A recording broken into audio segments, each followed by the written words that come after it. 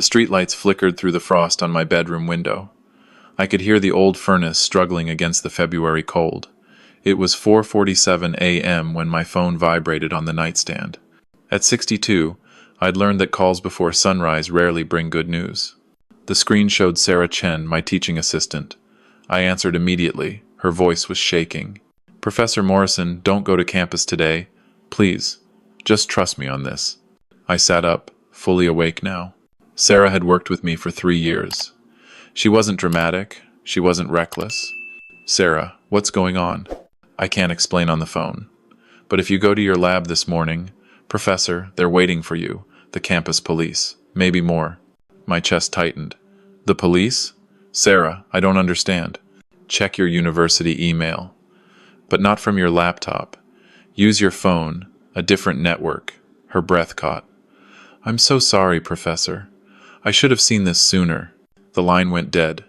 I stared at the phone for a long moment, then opened my email app. The inbox loaded slowly. The first message made my blood run cold. From University Provost, Dr. Helen Bradshaw. Subject: Immediate administrative leave. Urgent time sent. 11:47 p.m. Professor Morrison, effective immediately, you are placed on administrative leave pending investigation of serious allegations. You are prohibited from entering campus facilities, accessing university systems, or contacting students or staff. Campus police have been notified. A formal hearing is scheduled for Monday, February 24th at 9 a.m. The charges were listed below: research misconduct, data fabrication, misappropriation of grant funds, sexual harassment of a graduate student. I read it 3 times. None of it made sense. 30 years I'd taught at Pacific Northwest University. 30 years of clean records, published papers, grateful students. I'd spent the last decade developing quantum encryption algorithms that could revolutionize cybersecurity. The patent application was filed just 6 weeks ago. Then I saw the second email, from Daniel Foster, my research partner of 8 years. From Dr. Daniel Foster. Subject: Re-Patent Application Amendment Time Sent, 11:52 nachmittags.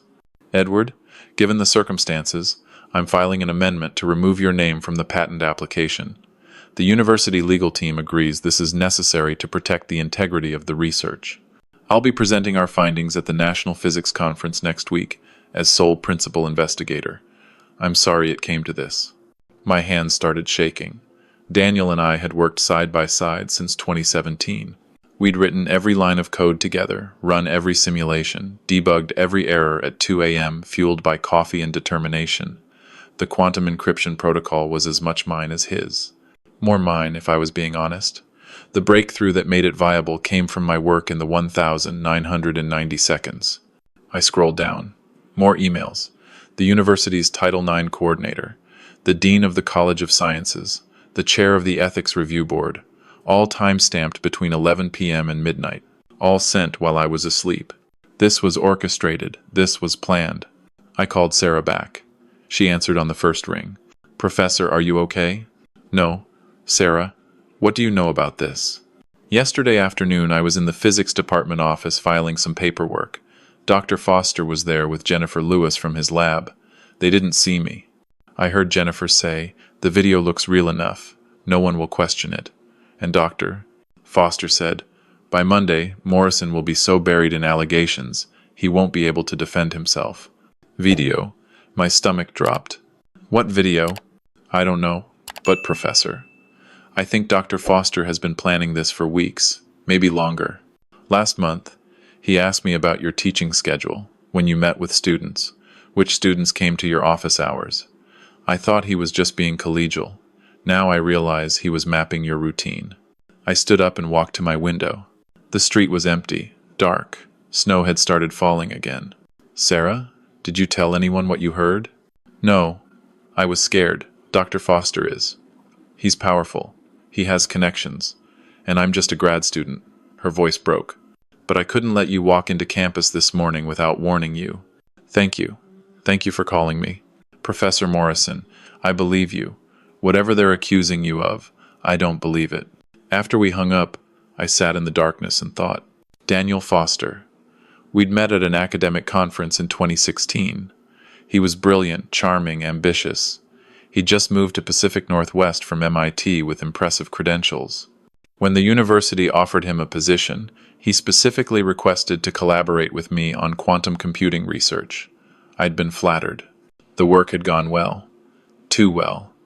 We'd secured a $3 million grant from the Department of Defense, published papers in Nature and Physical Review letters. The patent we'd filed in January was estimated to be worth $50 to $70 million if successfully licensed. But the patent had been filed under university ownership with both our names. We'd split any licensing royalties 50-50. That was the agreement. Unless one of us was removed from the patent. I opened my laptop and accessed my personal cloud storage, not the university system. Everything was still there. Every research file, every simulation result, every draft of every paper. I'd been backing everything up for years, a habit from the days when computers crashed and lost entire dissertations. Then I accessed the university's research repository through a VPN. My access still worked. I downloaded everything related to our quantum encryption project, every file Daniel and I had shared, every piece of code, all of it. The download finished at 5:47 a.m. I disconnected and breathed. My phone rang again. Unknown number. Professor Morrison? This is Detective James Wu with the Seattle Police Department. I need you to come in for questioning regarding allegations made against you. What allegations, Detective? I think it's better we discuss this in person. Can you come to the precinct this morning? Am I under arrest? A pause. No, sir. Not at this time. But we need to take your statement. Then I'll need to speak with an attorney first. Professor Morrison, if you're innocent, you have nothing to hide. Detective, I am innocent, which is why I'm going to do this properly. I'll contact you through my attorney. I hung up.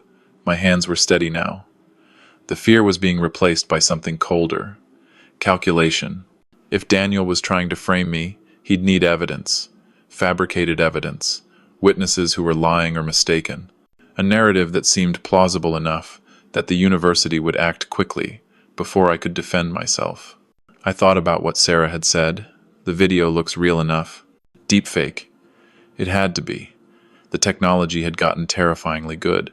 You could make anyone appear to say or do anything if you had enough source material, and Daniel had years of footage of me. Department meetings, conference presentations, lecture recordings, hundreds of hours of my face, my voice, my mannerisms. I needed to see that video. I needed to know what I was accused of. I called my lawyer, Marcus Webb. He'd handled my will and some property matters over the years. His voicemail picked up. I left a message explaining the situation. Then I did something I hadn't done in 20 years. I called my daughter. Emily lived in Portland. We'd been estranged since her mother and I divorced 15 years ago. She'd sided with her mother, believed things that weren't true, refused to take my calls. But she was an investigative journalist now. If anyone could help me dig into this, it was her. The phone rang 6 times. Then her voice, thick with sleep. Dad? Emily, I'm sorry to call so early, but I need your help. There was a long silence. Then, what's wrong? I told her everything. The emails, the allegations, Sarah's warning, the police. When I finished, Emily was quiet for almost a minute. Dad, this sounds like a coordinated takedown. Multiple allegations at once, designed to overwhelm you. It's a tactic. Make the accusations so severe that even if half of them are disproven, you're still destroyed. That's what I think too. Don't talk to the police without a lawyer. Don't go to campus. Don't contact Daniel Foster or anyone at the university. They're building a case, and anything you say will be used to strengthen their narrative. What should I do? Let me make some calls. I know people who investigate this kind of thing. Corporate espionage, academic fraud. Give me until noon. Emily, thank you for believing me. Dad, I've learned a lot about how people lie in my career. This doesn't sound like something you'd do. It sounds like something someone would do to you. After we hung up, I sat at my kitchen table and made coffee. The sun was starting to rise. Orange light filtered through the frost patterns on the windows. I opened my laptop again and started going through files, looking for anything Daniel might have altered or deleted, any correspondence that might show his real intentions. Then I found it. A folder I'd forgotten about. Email drafts from 6 months ago. Messages I'd never sent. One was addressed to the university's tech transfer office, suggesting that the patent split should be 70-30 inches my favor because the foundational work was mine. I'd written it in a moment of frustration, then decided against sending it. Too petty, too political. But the draft was still in my system. If Daniel had access to my files, he would have seen this. He would have known I was thinking about changing the patent split. That would be his motive, his justification. Morrison was trying to cut me out, so I had to protect the research. I checked the folder's access logs. 3 months ago, there'd been a login from an IP address I didn't recognize. Someone had accessed this folder remotely. Daniel had been in my files, planning this for months. My phone buzzed. Marcus Webb, my attorney, calling back. Edward, I got your message. Don't say another word to anyone.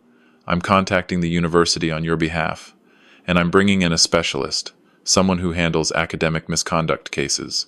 Can you meet me at my office at 10 a.m.? Yes. Good. In the meantime, write down everything you remember. Timeline, conversations, anything unusual Daniel Foster has done or said in the past 6 months. Everything.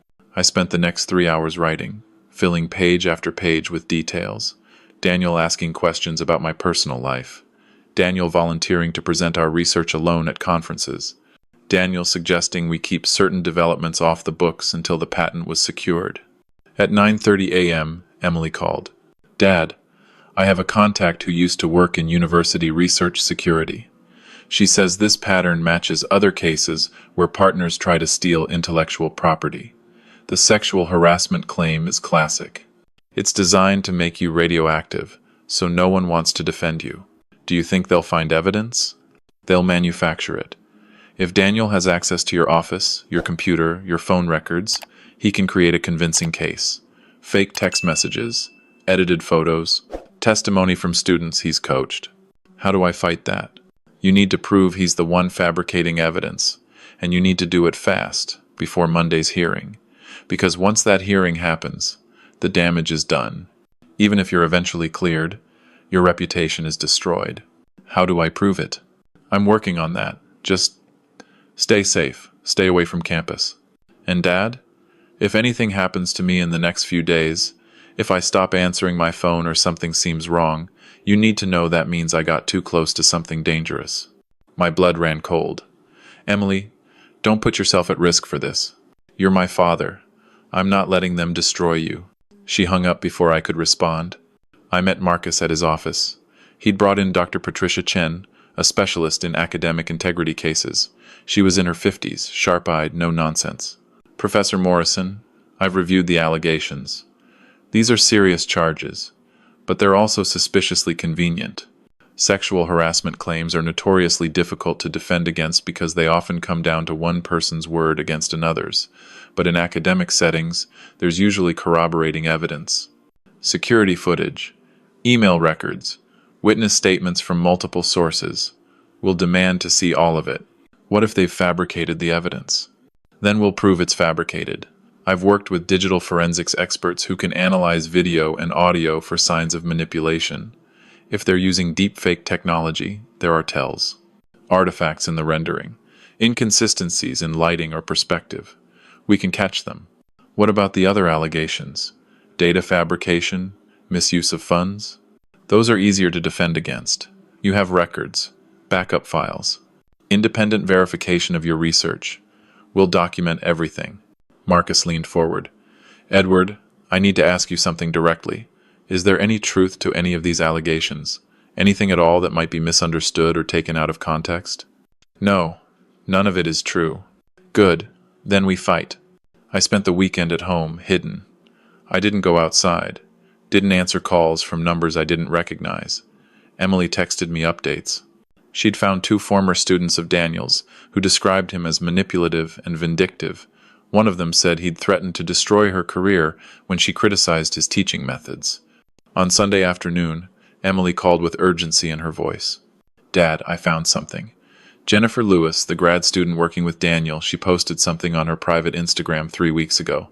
It's been deleted, but I found a cached version. She wrote, "Almost time for the big move. Everything is falling into place. That's not proof. No, but it's a pattern. I also found financial records. Daniel took out a $200,000 personal loan in January, right after you filed the patent. Why would someone need that kind of money unless they were planning something expensive? Expensive like what? Like paying people off? Bribing witnesses? Hiring someone to create fake evidence? Monday morning arrived. The hearing was scheduled for 9 a.m. Marcus advised me not to attend in person. They want you to show up emotional, defensive, angry. That plays into their narrative. Instead, I'll represent you. Dr. Chen will present our preliminary findings. We'll demand to see their evidence before proceeding. At 8:45 a.m., I sat in my living room with my laptop open, connected to Marcus via video call. He was in the university's administration building, in the hearing room. The hearing began. I could hear voices. Provost Bradshaw, Dean of Students, University Council, and Daniel Foster. Marcus spoke. Before we proceed, my client demands to see the evidence supporting these allegations. Under university policy, Professor Morrison has the right to review all materials being used against him. There was murmuring. Then the University Council responded. The evidence includes testimony from a graduate student, security footage from Professor Morrison's office, and communications suggesting inappropriate behavior. We'd like to see the footage. It's quite disturbing. Nevertheless. A pause. Then I heard a video playing. Even through the poor audio of the video call, I could hear my own voice. Angry, aggressive, making inappropriate comments to a young woman. But I'd never said those things. I'd never had that conversation. Marcus let it play. When it finished, he said calmly, "I'd like that footage preserved for independent analysis." Dr. Chen? Patricia's voice came through. I'm a digital forensics consultant. That video exhibits several characteristics consistent with deep-fake manipulation. The lighting on Professor Morrison's face doesn't match the ambient lighting in the room. There's a subtle repetition in his eye movements that suggests synthesized facial animation, and the audio has artifacts consistent with voice cloning technology. Silence. Then Daniel's voice, tight with anger. That's absurd. We all know deepfakes exist, but that doesn't mean every piece of evidence is fake. Which is why we need independent analysis, Marcus said. I'm formally requesting this hearing be postponed until a neutral third-party expert can examine all digital evidence. More murmuring. Then Provost Bradshaw spoke. This is highly irregular. What's irregular is accusing a tenured professor of serious misconduct without allowing him to properly defend himself, Marcus said. If this evidence is genuine, it will withstand scrutiny. If it's not, well, then we have a much more serious problem. The hearing was postponed, scheduled to reconvene in 2 weeks. I collapsed back in my chair. 2 weeks. I had 2 weeks to prove Daniel had framed me. Emily called that afternoon. Dad, I need you to trust me on something. I'm going to do something potentially illegal. Emily, no. Listen, Daniel Foster has a home office. If he's created fake evidence, there might be traces of it on his personal computer. Metadata, software used for video editing, communications with accomplices. I have a friend who's very good at digital investigations. If we can get access to his system, that's breaking and entering. That's hacking. You'll destroy any evidence we find. It won't be admissible. I'm not building a legal case, Dad. I'm building leverage. If we can prove he did this, we can threaten to expose him. Make him back down. He'll withdraw the allegations to avoid his own prosecution. It's too dangerous. I'm doing it tonight. I just wanted you to know. She hung up. I spent that night unable to sleep, terrified my daughter was going to get arrested or worse. At 2:47 a.m., my phone finally buzzed. Emily, got everything. Call you in the morning. When she called at 8 a.m., her voice was electric with triumph. Dad, it's all here. Daniel has a folder on his computer labeled Project Morrison. Inside are the original videos he used to create the deepfakes, software licenses for facial manipulation programs, chat logs with Jennifer Lewis where they discuss staging the allegations, and financial records showing payments to 3 graduate students, totaling $60,000. Can you send me copies? Already done, encrypted and uploaded to a secure server. I also made backups in 3 different locations. Emily, you're incredible. I learned from the best. Now, what do we do with this? I thought for a moment. Then I called Marcus. I have evidence that Daniel Foster fabricated the allegations against me. How do we use this without revealing how we obtained it? Marcus was quiet. Then, we need to be very careful. If we reveal we have this information, Daniel will know we broke into his system. He could destroy the evidence and press charges against Emily. So what do? We use it as a roadmap. We know what to look for now. We can subpoena his financial records legally. We can request the university's IT department examine his computer for evidence of video manipulation software. We can interview the graduate students who received payments and confront them with what we know. Most people crack under pressure when they realize you already have proof of their lies. Over the next 10 days, Marcus and Dr. Chen built the case.